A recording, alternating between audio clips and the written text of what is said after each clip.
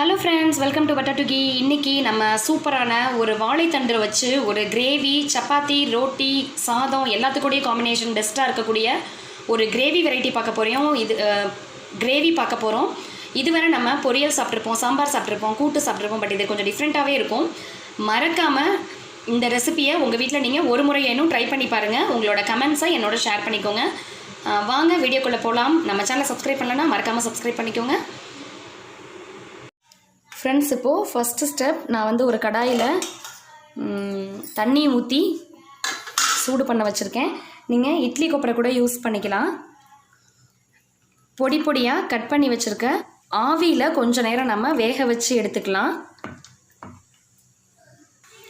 இப்போ இது வந்து ஒரு 5 மினிட்ஸ் மட்டும் நம்ம வந்து ஆவியில் வேக வச்சு எடுத்துக்கலாம். ஃப்ரெண்ட்ஸ், இப்போ இது 5 நிமிஷம் ஆயிடுச்சு. 5 நிமிஷம் டு 10 நிமிஷம் மேக்ஸிமம். அதுக்குள்ளேயே நல்லா வெந்துடும். இப்போ நான் முன்னாடியே அடுப்பை நிறுத்திட்டேன். அதனால் பார்த்திங்கன்னா நல்லா ஆறி இருக்குது. இங்கே பாருங்கள் எப்படி பூவாக வருது பாருங்கள். இது வந்து நம்ம வந்து தண்ணியில் வேக வச்சோன்னா அதோட சத்துக்கள் வந்து போயிருன்றதுனால நம்ம வந்து ஆவியில் வேக வச்சுருக்கோம். இப்போது இது ஆறிடுச்சு. இதை ஒரு மிக்ஸி ஜாரில் சேர்த்து நம்ம வந்து அரைச்சி எடுத்துக்கலாம். இப்போ நான் அரைச்சதை ஒரு பவுலில் ட்ரான்ஸ்ஃபர் பண்ணிக்கிட்டேன். இப்போது இதில் தேவையான மசாலாலாம் நம்ம வந்து சேர்த்துடலாம். இங்கே பாருங்கள், 2 ஸ்பூன் அளவுக்கு மைதா, நீங்கள் வேணும்னா இதை ஸ்கிப் பண்ணிக்கலாம். 2 ஸ்பூன் அளவுக்கு கார்ன்ஃப்ளவர், 2 ஸ்பூன் அளவுக்கு கடலை மாவு. இது வேணான்னு நீங்கள் வந்து மைதாவை ஸ்கிப் பண்ணிங்கன்னா இதில் இன்னும் ஒரு ஸ்பூன் அதிகமாக எடுத்துக்கோங்க. இப்போ வந்து பார்த்திங்கன்னா இது எல்லாத்தையும் நம்ம வந்து இது கூடவே மிக்ஸ் பண்ணிக்கலாம். இஞ்சி பூண்டு பேஸ்ட் ஒரு சின்ன ஸ்பூன் அளவுக்கு, மிளகாய்த்தூள் 1 ஸ்பூன், சீரகத்தூள் ஒரு 1/4 ஸ்பூன், மல்லித்தூள் இதில் நம்ம சேர்க்க வேண்டாம், இது தனி மிளகாய்த்தூள், மஞ்சள் தூள் கொஞ்சம் சேர்த்துக்கலாம். அதுக்கப்புறம் ஒரு 1/4 ஸ்பூன் அளவுக்கு சோம்பு சேர்த்துக்கலாம் இதில். இப்போ இது எல்லாத்தையும் சேர்த்து நல்லா மிக்ஸ் பண்ணிக்கலாம். உப்பு இப்போ மிக்ஸ் பண்ணதுக்கப்புறம் தேவையான அளவுக்கு இந்த உருண்டைக்கு மட்டும் உப்பு சேர்த்துக்கலாம். இப்போ வந்து நான் ஒரு 2 பெரிய வெங்காயம் கட் பண்ணி வச்சுருக்கேன். அதில் கொஞ்சம் மட்டும் நம்ம வந்து இதில் சேர்த்துக்கலாம். கொஞ்சம் கருவேப்பிலை சேர்த்துக்கலாம்.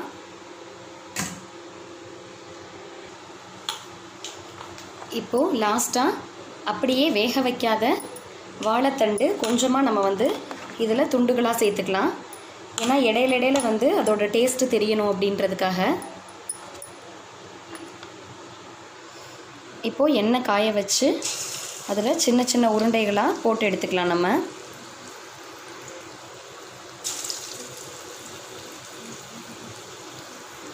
இப்போது நல்லா வெந்து நிறம் மாறி வருது. இப்போ நம்ம இது எல்லாத்தையும் வெளியில் எடுத்துடலாம். இதே மாதிரி மற்ற உருண்டைகளையும் போட்டு எடுத்துக்கோங்க. வாழைத்தண்டு அரைச்ச அதே மிக்ஸி ஜாரை எடுத்துக்கிறேன். அதில் 2 தக்காளி கட் பண்ணதை வந்து சேர்த்துக்கலாம். ஒரு 10 பாதாம் அளவுக்கு நான் வந்து சேர்க்குறேன். நீங்கள் விருப்பப்படலை அப்படின்னா தேங்காய் சேர்த்துக்கலாம். அப்படி இல்லைன்னா முந்திரியும் சேர்த்துக்கலாம். இது 3ல் ஏதாவது ஒன்று சேர்த்துக்கோங்க. இதை சேர்த்து இதை வந்து நல்லா அரைச்சிக்கலாம். ஃபஸ்ட்டு நம்ம இப்போது ஒரு கடாய் வச்சுக்கலாம். நம்ம அரைச்சி எடுத்தாச்சு. அதில் எண்ணெய் சேர்த்துக்கலாம்.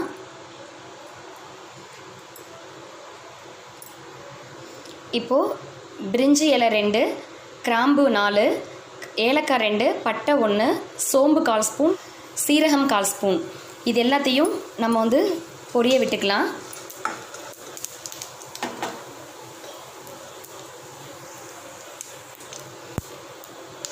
இஞ்சி பூண்டு பேஸ்ட் சேர்த்துக்கலாம்.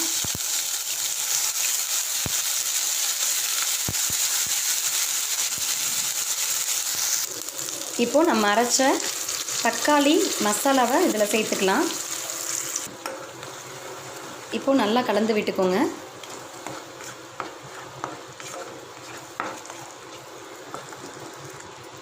இப்போது மிளகாய்த்தூள் 1 ஸ்பூன், தனி மிளகாய்த்தூள், காஷ்மீரி ரெட் சில்லி பவுடர் கலருக்காக நான் ஆட் பண்ணுறேன். கொஞ்சம் 1 ஸ்பூன் போட்டிருக்கேன். மஞ்சத்தூள் கொஞ்சம். இப்போ இதெல்லாம் சேர்த்ததுக்கப்புறம் இந்த மீதி இருக்கிற 2 வெங்காயத்தில் மீதி இருக்கிற வெங்காயத்தை இதில் சேர்த்துக்கோங்க. இந்த டைமில் நீங்கள் வெங்காயம் சேர்க்கும்போது அதோட டேஸ்ட் வந்து பார்த்திங்கன்னா அந்த வெங்காயம் கொஞ்சம் சாப்பிட்றதுக்கும் வந்து தென்படும், நல்லாயிருக்கும் டேஸ்ட்டு. நீங்கள் இந்த மாதிரி ஒரு தடவை ஆட் பண்ணி இந்த டிஷ்ஷை இதே மாதிரி செஞ்சு பாருங்கள். வெங்காயம் சேர்த்த பிறகு உப்பு, கிரேவிக்கு தேவையான அளவுக்கு உப்பு சேர்த்துக்கோங்க. இப்போது நம்ம தண்ணி சேர்த்துக்கலாம். நான் வந்து மிக்சியில் இருக்க தண்ணியவே ஃபஸ்ட்டு சேர்த்துக்கிறேன். அது கூட இன்னும் கொஞ்சம் தண்ணி சேர்த்துக்கலாம். நல்லா கொதிக்கணும்.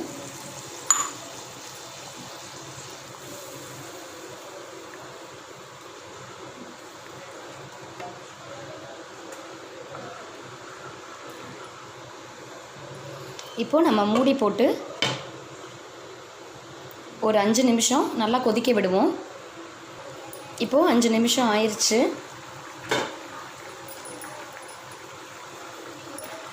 இங்கே பாருங்கள், இந்த அளவுக்கு இருக்கும்போதே நம்ம ரெடி பண்ணி வச்சுருக்க வாழைத்தண்டுகளை இதில் வந்து நம்ம சேர்த்துடலாம். ஏன்னா ரொம்ப லேட்டாக சேர்த்தோம் அப்படின்னா கெட்டி ஆயிரும்.